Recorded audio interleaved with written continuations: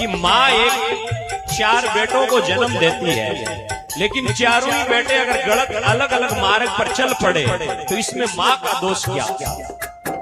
माँ ने तो एक जैसा जन्म दिया, माँ ने तो एक जैसे पाला है, माँ ने तो कभी बेटे का बुरा नहीं चाहा। और दुनिया में कोई माँ ऐसी नहीं है जो माँ अपने बेटे का बुरा चाहती हो, लेकिन चारों अपने कर्मों के कारण अलग अलग मार्ग पर चलते हैं। हमारा जीवन भी कर्मों के अनुसार बनेगा, इसलिए कभी भी भगवान को दोष नहीं, माँ बाप को दोष नहीं, खुद कमाया कर्म बड़ा तो किणने दीजो दोष। ये जिंदगी आज जैसी भी बन रही है, मेरी बन रही है, कर्मों के कारण बन रही है। आपको कोई दुनिया में हाथ जोड़ करके इज्जत दे रहा है कि आओ साहब आगे बैठो, तो कहीं ना कहीं आपके कर्मों का फल। और कोई आपको देखना भी नहीं चाहता है। जब तुम सभा में प्रवेश करते हो तो लोग मुंह मोड़ करके चले जाते हैं, तो कहीं ना कहीं तुम्हारी जिंदगी में कोई ना कोई काला कर्म जरूर हुआ है।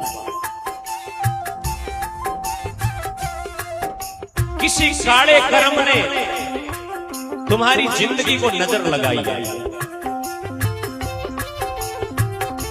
आज अगर खिलता हुआ चेहरा है, चेहरे पर मुस्कान है और घर में प्रेम है, धन संपत्ति की कोई कमी नहीं है, भगवान का आशीर्वाद है, तो जरूर आपकी जिंदगी के कर्म अच्छे हैं। और घर में लड़ाई झगड़े हो गए, चेहरा बिगड़ गया है, धन संपत्ति चली गई है, तो कहीं ना कहीं अंधेरी रातों में भी कोई ना कोई गलत कर्म हमारी जिंदगी में हुआ है, तब जाकर के ये सारी समस्या हमारी जिंदगी में आई है।